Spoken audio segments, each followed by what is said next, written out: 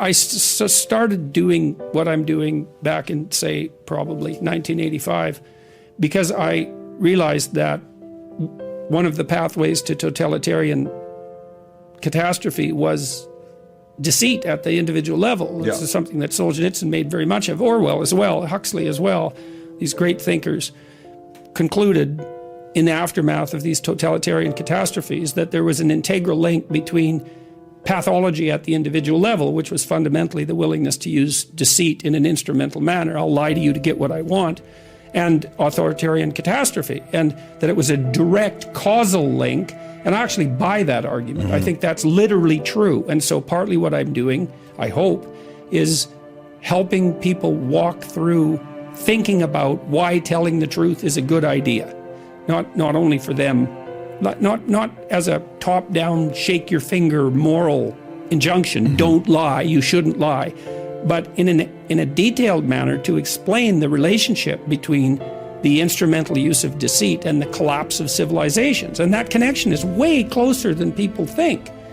So one person influences 1,000 people, for sure, in their lifetime, and sometimes a lot more than that. And 1,000, the next rung out from that, 1,000 times 1,000 is 1,000,000, and the next rung out from that is 1,000,000,000. And so you're always at the center of a concentric circle that 2 rungs out contains 1,000,000,000 people. Well, it turns out that what you do matters. And basically what I'm doing, I hope, is touring and talking to people face to face in these lectures, for example, and making the case that it's a terrifying case. Everyone says, well, we want meaning in our life. Do you now? Do you now? Because you might ask yourself, what's the more threatening possibility? That nothing you do matters, which means you can pretty much do whatever you want. That's the upside of that nihilistic claim, no responsibility, right? And why not pursue narrow-focused hedonism, since nothing matters anyways? So that's the shadow of nihilism. Or everything you do matters. And it's a lot more terrifying to contemplate that, is that you will be held accountable for everything you do. And I believe that firmly, partly as a consequence of my clinical experience. I never saw any one of my clinical clients ever get away with anything, even once. And you think, well, people get away with things all the time. It's like, no, they don't. They might gain a narrow advantage in one dimension in the short term. But, let's say that you use deceit in your business practices. First of all, that doesn't work very well because people will figure you out. So as a long-term strategy, it's terrible. It just doesn't work.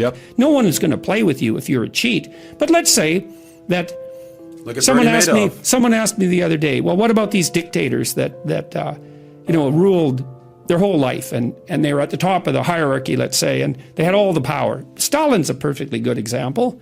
It's like, didn't he win? Well, everyone Stalin ever talked to lied to him because they were absolutely bloody terrified of him. His country was a nightmare.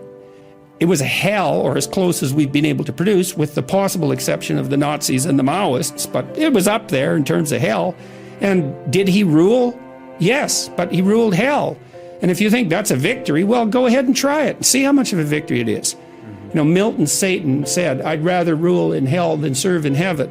It's like, fair enough, go ahead. Use deceit, use instrumentality, rule in hell. You'll be the ruler. See how much good it does you. See where that takes you.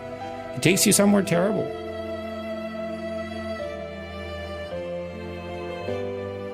And so I've experienced, despite my love for the psychoanalysts, very frequently what I'm doing as a therapist is helping people have a life that would work. And you can parameterize that. It's like, what do you need? How about some friends that people kind of like that? How about an intimate relationship with someone that you can trust, that maybe has a future? That'd be good. How about a career that puts you in a dominance hierarchy somewhere, so at least you've got some possibility of rising, some possibility of stabilizing yourself, and a schedule and a routine, because no one can live without a routine. You just forget that. If you guys don't have a routine, I would recommend, you get one going, because you cannot be mentally healthy without a routine. You need to pick a time to get up. whatever time you want, but pick one and stick to it, because otherwise you dysregulate your circadian rhythms and they regulate your mood. And eat something in the morning. I've had lots of clients who've had anxiety disorders. I had one client who was literally starving. Very smart girl. There was very little that she liked. She kind of tried to subsist on like half a cup of rice a day. She came to me and said, I have no energy. I come home, all I want to do is watch the same movie over and over. What, like, is that weird? And I thought, well, it depends on how hard you work. You know, it's a little weird, but whatever. It's familiar, you're looking for comfort. So I did an analysis of her diet. It's like 3/4 of a cup of rice. It's like, you're starving. Eat something. You know, you'll feel better. So she modified her diet and all her anxiety went away and she had some energy. It's like, yeah, you gotta eat. So a schedule, that's a good thing, man. Your brain will thank you for it. It will stabilize your nervous system. With a bit of a plan, that's a good thing. You need a career, you need something productive to do with your time. You need to regulate your use of drugs and alcohol, most particularly alcohol, because that does in a lot of people. You need a family, like the family you have, your parents and all that. It'd be nice if you all got along, you could work on that. That's a good thing to work on. And then, you know, you probably need children at some point, and that's life. That's what life is. And if you're missing, you know, you may have a good reason to not be operating on one of those dimensions. It's not mandatory. But I can tell you that if you're not operating reasonably well on 4, I think I mentioned 6, if you're not operating reasonably well on at least 3 of them, there's no way you're going to be psychologically thriving. And that's more pragmatic in some sense than psychological, right? Human beings have a nature. There's things we need. And if we have them, well, that's good. And if we don't have them, well, then we feel the lack. And so behavioral psychologists concentrate a lot more on that sort of thing. You know, it's practical. It's like strategizing. Make a career plan. Figure out how to negotiate, because that's bloody important. Figure out how to say what you need. Figure out how to tell the truth to people. Figure out how to listen to your partner in particular, because if you listen to them, they will actually tell you what they want, and sometimes you can give it to them and maybe they'll return the favor. And if you practice that for like 15 years, well, then maybe you're constantly giving each other what you want. Well, hooray, that would be good. And then there's 2 of you under both circumstances, and it's better to have 2 brains than 1, because people think differently because of their temperament mostly. And so the negotiation is where the wisdom arises, and it's part of the transformation, the psychological transformation that's attendant on an intimate relationship, and one of the fundamental purposes of a long-term intimate relationship.